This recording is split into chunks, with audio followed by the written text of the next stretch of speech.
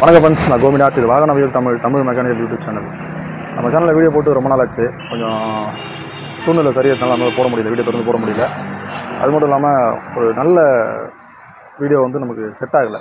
வித்தியாசமான கம்பெனியாக இருக்கணும், அதே நேரத்தில் அது கம்பெனி ரொம்ப யூஸ்ஃபுல்லாக இருக்கணும். அந்த மாதிரி ஒரு கண்டென்ட் நமக்கு கிடைக்காததுனால அப்படி தள்ளிட்டே போயிடுச்சு. இன்றைக்கி ஒரு சூப்பரான கண்டென்ட் கிடச்சிருக்கு. அதாவது பார்த்திங்கன்னா, பஜாஜ் BS6 பைக்கில் எல்லா பைக்லேயுமே காமனாக வரக்கூடிய ஒரு பிரச்சனை. நானே இப்போ தான் ஃபஸ்ட் டைம் பார்க்குறேன். ஆனால் இது எல்லா பைக்லேயும் வரதுக்கான வாய்ப்பு இருக்குது. பல்சர், NS, RS, இப்படி பஜாஜில் இருக்கக்கூடிய BS6 எல்லாத்துலேயும் கம்பெனி கண்டிப்பாக வரும். அது என்னென்னு சொல்லிட்டு பார்க்கலாம். ஓகே ஃப்ரெண்ட்ஸ், வீடியோவில் போகலாம். இப்போ பார்த்தீங்கன்னா, இது ஒரு பல்சர் NS 160 மாடல். இதில் BS6 மாடல் தான், FI வண்டி. இதில் என்ன கம்ப்ளைண்ட் பார்த்தீங்கன்னா, வண்டி ரன்னிங்லேயே ஆஃப் ஆகிட்டு இருக்கு. கஸ்டமர் என்ன பண்ணியிருக்காங்கன்னா, எடுத்துகிட்டு ஷோரூம் போயிருக்காங்க. ஷோரூம் போனதில் அவங்க செக் பண்ணி பார்த்ததில் செல்ஃப் ஸ்டார்ட் எடுக்கலை, சுத்தமாக செல்ஃப் எடுக்கலை. ஃபியூல் பம்ப் ஆன் ஆகலை, கிக்கர்லேயும் கரண்ட் வரல. இந்த மாதிரி சுத்தமாக டெட் ஆகிடுச்சு வண்டி. மற்றபடி ஹார்ன், இண்டிகேட்டர் எல்லாமே வேலை செய்யுது. Shelf, fuel pump, ignition current எதுவுமே வரல, வண்டி ஸ்டார்ட் ஆகலை. இதுதான் கம்ப்ளைண்ட்டு. ஷோரூமில் செக் பண்ணிட்டு என்ன சொல்லியிருக்காங்க, இது ஒயரிங் கிட்டும் ECM மாற்றணும்னு சொல்லியிருக்காங்க. கஸ்டமரால் அவரால் அவ்வளோ செலவு பண்ண முடியாதனால மட்டும் நமக்கு கால் பண்ணார். சரி, நீ வண்டி எடுத்துகிட்டு வாங்க, நம்ம செக் பண்ணி பார்த்து சொல்கிறோம் நம்ம எடுத்துகிட்டு வர சொன்னோம். ஒரு ஷிஃப்ட்டு முடிச்சுட்டு நம்ம ஒர்க் ஷாப் மூடிட்டு போயிட்டோம். நைட்டு 2:30 மணிக்கு எடுத்துகிட்டு தான் கடையில் விட்டு போனார். கடைவாசலில் விட்டு லாக் பண்ணிட்டு சாவி உள்ளத்துக்கு போட்டு போயிட்டார். சரி, நம்ம கடையில் செக் பண்ணி பார்க்கும்போது ஃபஸ்ட்டு பேட்டரி கழட்டி சார்ஜ் போட்டோம். சார்ஜ் போட்டு செக் பண்ணி பார்த்தோம். அப்பவும் ஷெல்ஃப் எடுக்கலை, கிக்கர்லேயும் கரண்ட் வரல, சுத்தமாக டெட்டாக தான் இருக்குது. செக் பண்ணி பார்த்ததில் பார்த்திங்கன்னா, எல்லா ஃபியூஸுமே கரெக்டாக இருக்குது. ஃபியூஸில் நான் செக் பண்ணுறேன் பாருங்க. இது ஃபியூஸ் பாக்ஸ் ஓப்பன் பண்ணி பார்க்குறேன். இதில் இருக்கக்கூடிய எல்லா ஃபியூஸ்லேயுமே லைன் வருது. எந்த ஃபியூஸுமே போல், எல்லாமே பக்காவாக இருக்குது. அதனால் ஃபியூஸ் மேலே நமக்கு டவுட் இல்லை. பேட்டரியும் நமக்கு கரெக்டாக ஃபுல் சார்ஜ் பண்ணிட்டேன். 12 வோல்ட்டு கரெக்டாக இருக்குது. பேட்டரிலையும் பிரச்சனை இல்லை. ஆனால் இந்த வண்டி பார்த்திங்கன்னா, நம்ம ஒரு பொருள் கூட மாற்றாமல் சிம்பிளாக ரெடி பண்ணியிருக்கோம்.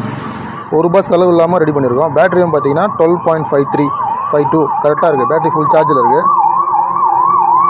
இப்போது BS6 பைக்கில் பொறுத்த வரைக்கும், பஜாஜ் பைக்கில் பார்த்தீங்கன்னா இந்த மாதிரி ரிலே நிறைய வரும். பஜாஜிலும் இல்லை, எல்லா கம்பெனி பைக்லேயுமே BS6ல் ரிலேஸ் நிறைய கொடுத்துருப்பாங்க. இதில் நார்மலாக இப்போது NS 200லாம் பார்த்தீங்கன்னா, ரிலே மேலே ஸ்டிக்கர் ஒட்டியிருப்பாங்க.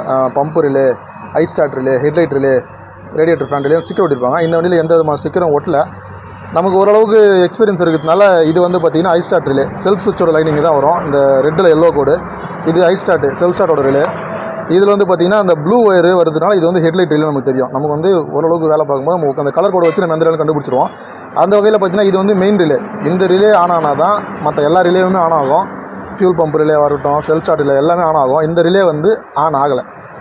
இது எப்படி ஆன் ஆகும்னு பார்த்திங்கன்னா, நமக்கு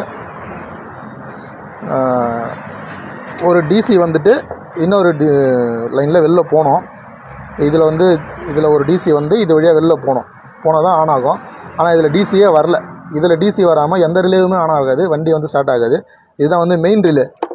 மெயின் ரிலேன்னு ஸ்டிக்கர் ஒட்டியிருப்பாங்க.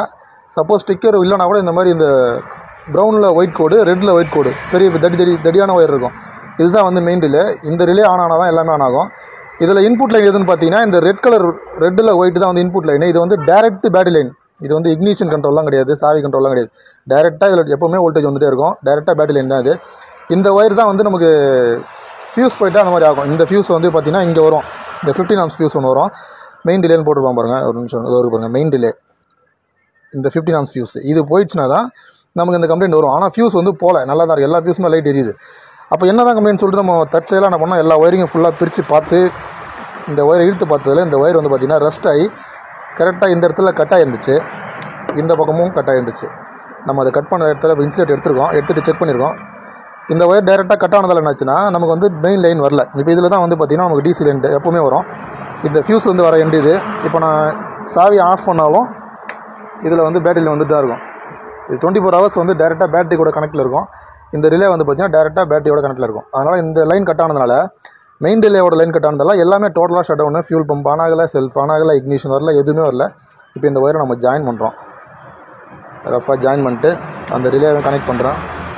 நம்ம ரிலேட்டிவ்ஸ் வச்சு எல்லா ரிலேவும் செக் பண்ணிட்டோம். எல்லா ரிலேவும் பக்கா வேலை செய்யுது. இப்போ இதை போட்டு இப்போ சாவி ஆன் பண்ணோடனே ரிலே சவுண்டு கேட்கும் பாருங்க.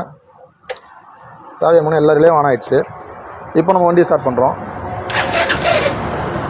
பக்காவாக ஸ்டார்ட் ஆகுது. இது வந்து ஒரு சிம்பிளாக ஒரே ஒரு ஒயர் தான் கட்டாக இருந்துச்சு.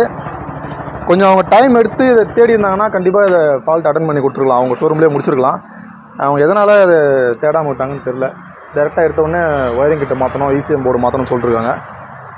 ஆனால் இது அப்படி மாற்றி இருந்தாலும் கஸ்டமருக்கு தான் செலவாயிருக்கும். நல்லா இருக்கிற ECM போர்டு, நல்லா இருக்கிற ஒரே ஒரு ஒயர் தான் கட்டாக இருந்தது. அதுக்காக வந்து ஒரு ஒயரிங் கிட்டே மாற்றிருப்பாங்க. இப்போ கஸ்டமர் பார்த்தீங்கன்னா ₹1 செலவு இல்லை, ஜஸ்ட் நம்ம லேபர் மட்டும் தான் கொடுக்க போகிறாரு. எந்த விதமான பொருளும் மாற்றலை, ஒரு ஃபியூஸ் கூட மாற்றலை. இந்த ஒயரை ஜஸ்ட்டு ஜாயின் பண்ணிட்டு டேப் பண்ணி கொடுத்தா வேலை முடிஞ்சிடும், பக்காவாக இருக்கும்.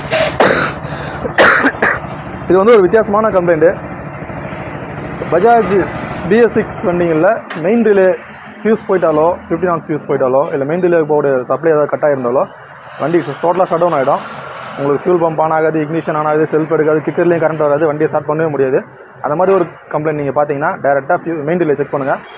இந்த வீடியோ கண்டிப்பாக உங்களுக்கு பயனுள்ளதாக இருக்கும்னு நினைக்கிறேன். வீடியோ பிடிச்சா லைக் பண்ணுங்கள். வீடியோ சந்தேகம் குறைகள் தவறுனாலும் கமெண்ட்டில் சொல்லுங்கள். நன்றி ஃப்ரெண்ட்ஸ்.